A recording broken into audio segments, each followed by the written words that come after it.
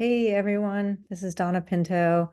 I'm so excited. I am launching my podcast. I'm calling it My Health Wake Up Call, a podcast sharing personal stories. The intention is to give voice to all the stories out there that I've heard over the last 14 years, um, starting with my own personal wake up call, which began on this day in 2010. So 14 years ago today, on January 19th, I was given a diagnosis and it really changed my life. I was completely shocked and bewildered at what was being told to me.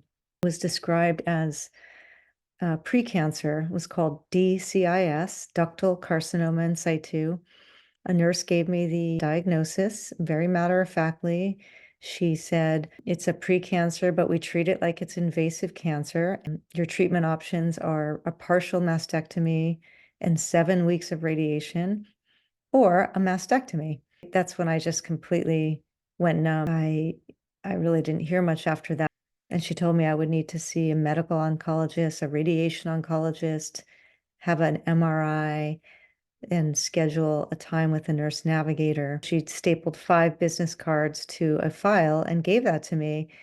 And I left there just in a stupor of like, what just happened? I thought I was healthy, and I was healthy. As I started investigating, right when I got home about this condition, I was learning that there's a big controversy and doctors were talking about overtreatment and overdiagnosis. And I was like, what does that mean? And they were saying we shouldn't be calling it cancer and we should take the word carcinoma out because it's causing too much fear and anxiety.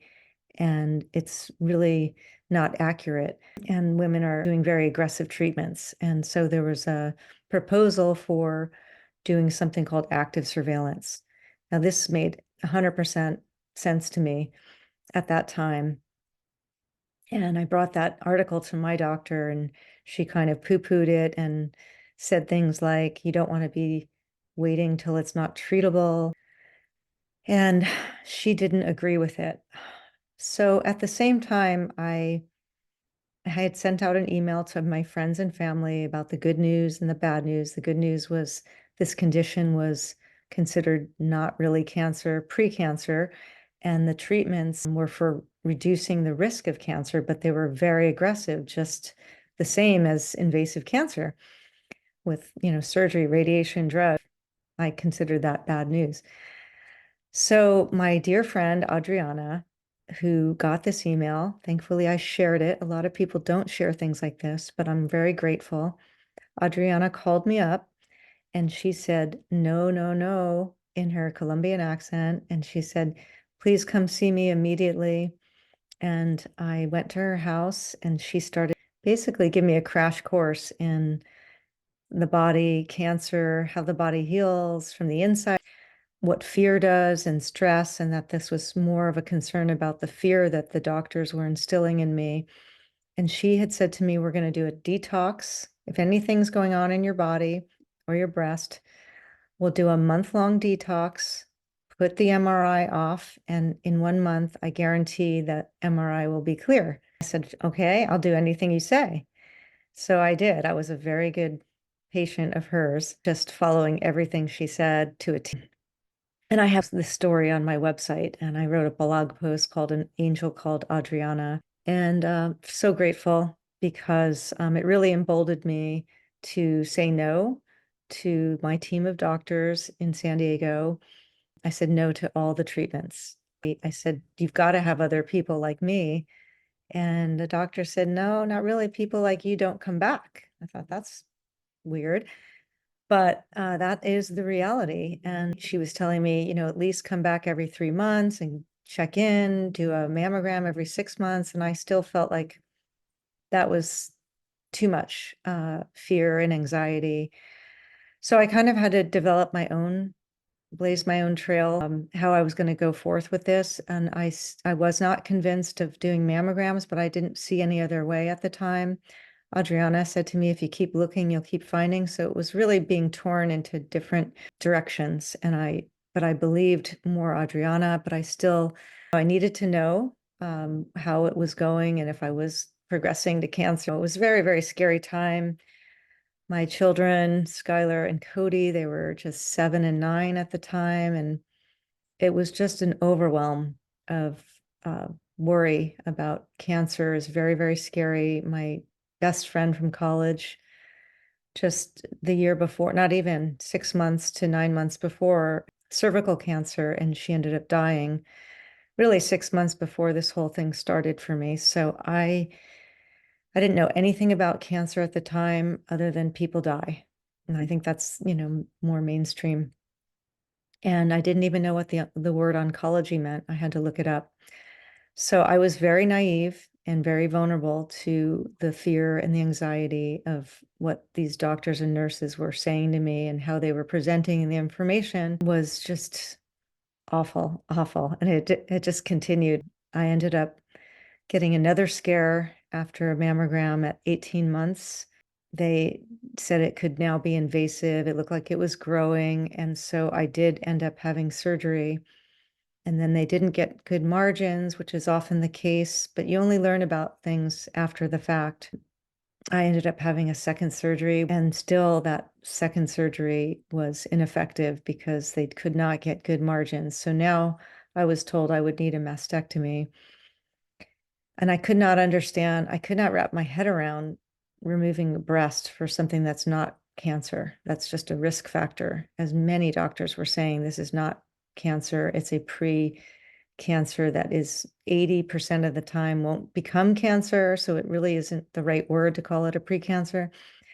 So there was this whole controversy, and I just dug into the research and became an investigative journalist. Basically, I thought, this is just criminal what's going on, and I need to educate other women who might be in the same boat, looking for information like I was and feeling very unsupported. So I created my website, DCIS 411. I had no idea how to make a website, but I figured it out. In 3 weeks, I had a website, and I shared my story and some things that I thought were wrong with the way things were communicated, with the way things were done. I felt it was very barbaric, the biopsies and the surgeries, and it just is crazy. But all of that happening ended up being a sort of my wake-up call, because I was very unaware prior to this about the medical system and how things operate. And the breast cancer screening is really at the root of the problem with these atypical cells, abnormal cells, what they're calling ADH or DCIS, and how they're going about treating it is it's just wrong, in my opinion. And I've been in part of the medical research to make changes so that women have options, and that has felt good to be part of that. But it is very slow and takes a lot of years and a lot of funding for these kinds of studies to be done to change guidelines. And so I've become a patient advocate, a health advocate. In 2013, I got my certification in nutrition. I ended up studying food as medicine and whole food, plant-based nutrition. Started a nonprofit in 2016 called Give Wellness, so that I could share my knowledge and help people that may not have the information or education. So the mission of Give Wellness is to promote wellness as a way of life.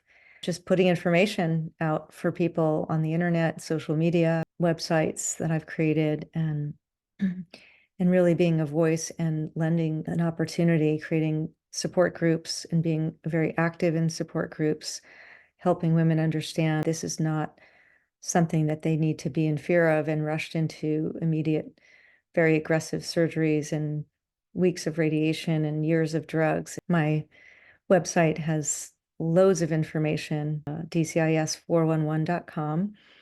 And so this podcast is really the next level of getting out there. It's been 14 years and 12 years of writing and being behind the computer. And so I have done several interviews, but doing this format will allow me to really help give more women an opportunity to share their story and what they feel is important for change. We talk a lot daily within our, small support groups that are now growing with thousands of women. So more women will get their stories out there, and eventually I hope to see a documentary made. This is the first step, and I would like to invite everyone to go to my website called givewellness.life.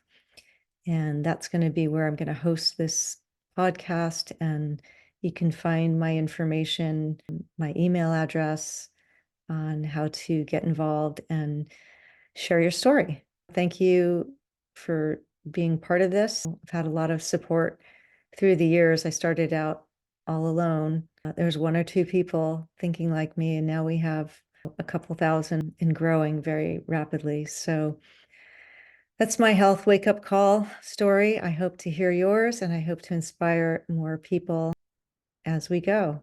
So thank you so much. See you soon.